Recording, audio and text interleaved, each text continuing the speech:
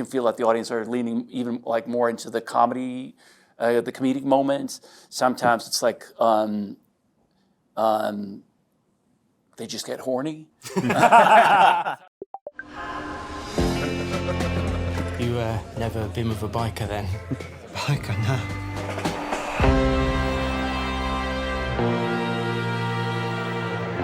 What am I gonna do with you?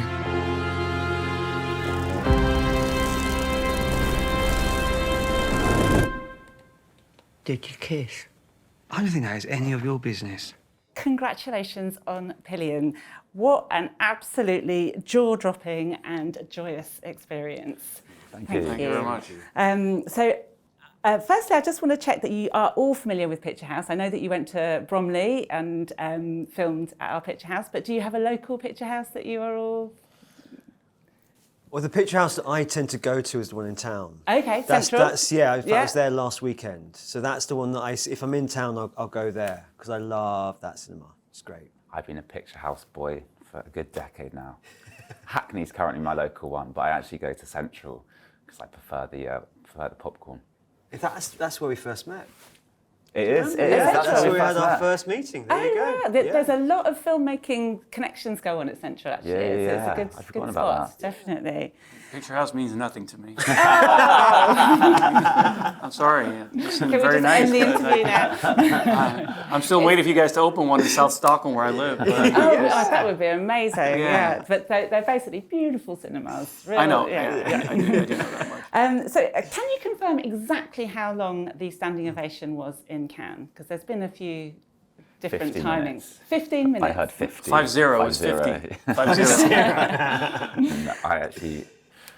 I'm not going to pretend I can't remember the official figure. I think the official figure was like 7. Okay. Can I just say that that's bullshit? It is. Like that whole thing of like how counting the minutes of. It's just if you have mates in there.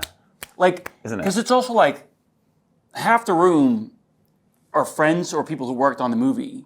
So like it's like I've been to screenings where they get like really long standing ovations of very mediocre films, and it's like so all it takes is like you tell the people who worked on the movie or friends just like never stop clapping. Just stand up and clap because people will go by. People will be like, was it 17 or 18 minutes? Like how many minutes was that standing ovation? People were crazy. Of course, it was the greatest ever. But I've been to screenings where people are clapping and 3 people are like enthusiastically clapping, and then people feel like obligated to continue because they can't stop. So it's like this really awkward thing. And now the amount of minutes, specifically at Cannes, has become such a thing that everyone clapping is aware that like we're at 13. Keep going, motherfuckers. Keep going. Keep going. So it's like, You can almost see people get their timers out ready for the end. They're timing it. So. So it's I call bullshit on the whole. I call bullshit on the whole thing. But also, we got. It was a record. It was a record. But also, like it was because you must have had some trepidation releasing this film to the public. So was it like, what I was going to lead on to is like what a validation. Yeah, and again, the amount of minutes aside, the energy in that room was incredible, and it was our first public screening, and to do that at the biggest film festival in the world, with a bunch of the GBMCC bikers from the movie. They came down, so they were in the room, in the theater with us. It was just an incredible experience. It really was, and overwhelming and awkward because you're standing there and you don't really like it's. You want to cry and laugh, but you also go like it's getting a bit uncomfortable because you don't really know, like you've hugged 5 times already, so you're like, what like should I juggle? Like I don't know what to do. Anyway. Like it was. There's a lot of like random small talk. I remember being in like someone's ear, being like, are you getting hungry? Yeah. As people are like clapping away. That's your boyfriend. Well, we have an arrangement. How do you get a man like that? I have an aptitude for devotion. If you're quiet, you can sleep on the rug. The rug. Harry, for you, this is your debut feature film, so that's quite an accolade. But I really want to thank you for demystifying and celebrating this alternative lifestyle that Ray, I think, quite rightly pulled up Colin's mum about her ignorance, even though it would seem like quite a harsh bit of the script. And I felt that you were kind of talking to all of us, like, wake up, and see us. Interesting, yeah. I think that I didn't want it, that moment where Peggy calls him up when Ray calls Peggy out, to be like a kind of black and white, this is what's right, this is what the filmmaker thinks is right, but I want there to be room for that view. So like, I think just as Ray thinks that Peggy's like view of relationships is informed by a kind of normative way of thinking, I think it's also fair for Peggy to think that Ray's model of relationship is like bad for her son. But I wanted to really celebrate the alternative lifestyle which the bikers exhibit, both through Ray and Colin's relationship, but also independently of their relationship through the other bikers. We see other biker Pillion dom-sub relationships which do contain like tenderness and, they cuddle after sex and things like that. So this is a unique relationship even within the small marginal community which we see in the film. And Harry, Colin stood at the crossroads, didn't he? I love that moment with the barbershop quartet and the gay bikers in the pub. Yeah. And it's like, ooh. Yeah. Which team? Which team, exactly. So tell me about playing Colin and what you wanted to bring to the role. I think the thing that was in the script that was so evident that I really wanted to try and get right or sort of convey is just his journey, really, from this very inexperienced young man who was on the edge of something or wanting something so desperately, and then giving us, the audience a story of him gently understanding what he wants, who he is, and how he wants to love. And that was kind of the goal, really, with a character like Colin, and to bring the audience along with that as much as possible. And it was so intricately written from Harry. All the little moments that sort of, step him up into really knowing what he wants was all there in the script. So it was just about trying to honour that as well as I could, really. And a script that did win uncertain regard as well at Cannes, which is wonderful. And I was going to ask Alexandra about your chemistry. So was that something that you just built on set? You just was like, I'm going to go for it, or how did you guys meet and then go? Because it's go from the start. Really, it was very much an exploration that happened in front of the camera, basically. I came in. They shot the first week of the Christmas scenes with the family, that kind of stuff, and before I came in to join the shoot. So we only had a weekend before our first couple of scenes together, during which we rehearsed a wrestling scene. So it was more a practical, obviously a very intimate situation, but we didn't really sit down around a table to talk about the relationship much, or we all kind of felt that we wanted to just jump in and explore it. And I was giddy. I was so excited to do that, and to not over-analyze it or over-intellectualize it, but just like jump in and see where this takes us. So it was thrilling to have that kind of journey together in front of the camera, and so that's how it happened. And I am assuming that you do know how to ride a bike and they wear your own leathers, is that right? Always. Always. Yeah.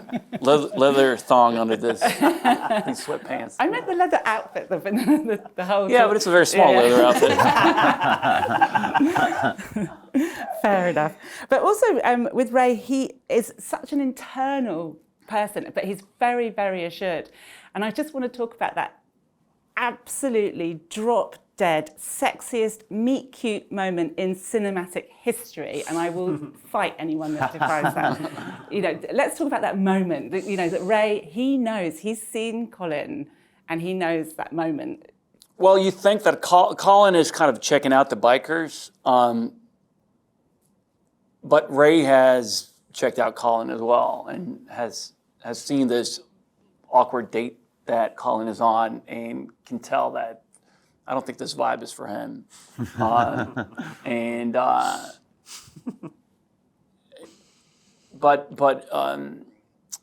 yeah, curiosity piqued. So it's like I'm gonna go up and see. It's a test, obviously, putting the coins on the counter to see if he's game. Because not everyone would take up the coins, start counting them to pay for the crisps. So it's a test, basically, a first introduction, kind of like, let's see, like if he does this, then I'll give him my number and we'll take it from there. Round 2. Yeah.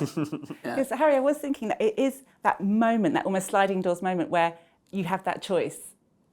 And we all know it. We all recognise it. That that absolute fairy tale moment. Was that all in the script? Had you pre-imagined that whole bit stylistically? I think that certainly the nuts and bolts of it were in the script. In that it was supposed to be that moment where Colin either makes the first decision and he doesn't necessarily make that decision in the moment.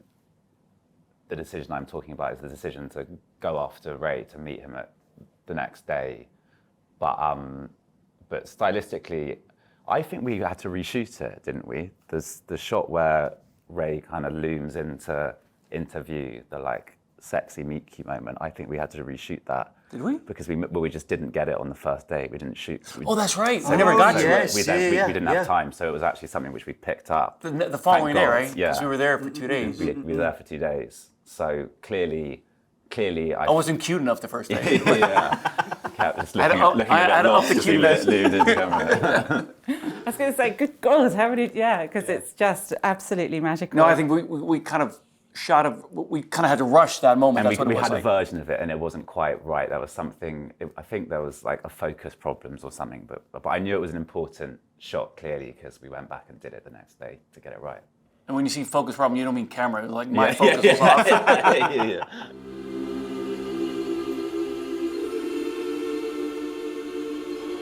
I was wondering if maybe I could sleep in your bed.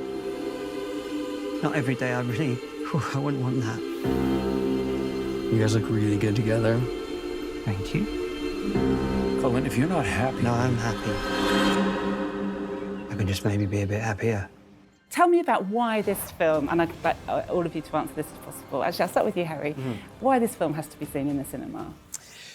I think certainly, the first time I saw it in the cinema was at Cannes, and certainly with an audience and feeling the energy from an audience watching this movie was kind of surprising and incredible.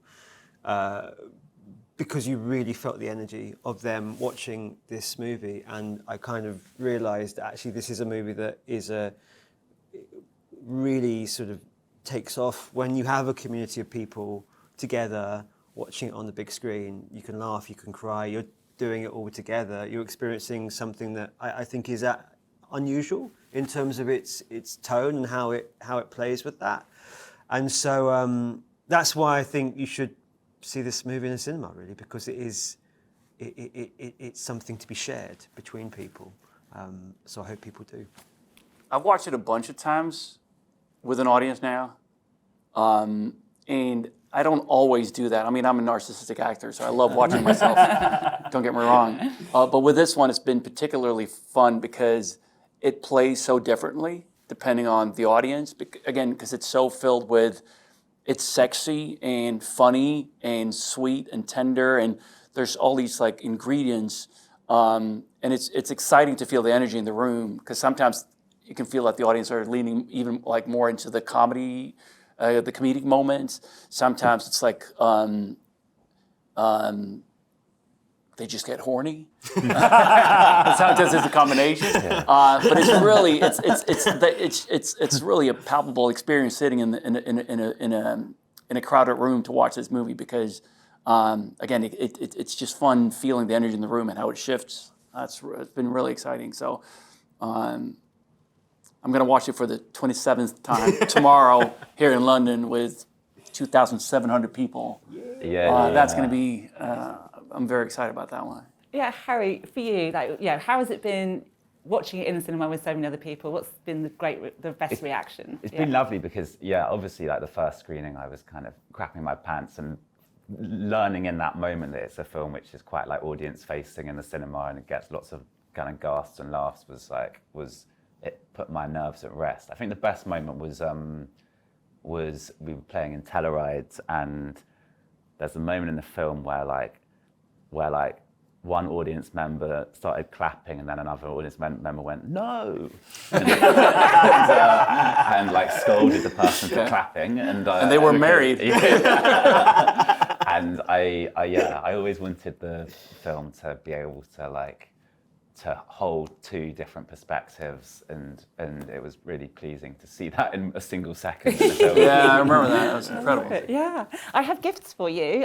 We've got Picture House socks. So Thank you so much. Thank I you promise so you they're all much. very Thank fine you very much. quality, and it says exclusively. I actually have one pair already. They are Oh my very, gosh. very Oh, fine wow. quality. Very fine Brilliant. quality. Thank you very Thank much. you so Thank much. you. Thank you so thank much. you. Congratulations on a fantastic film.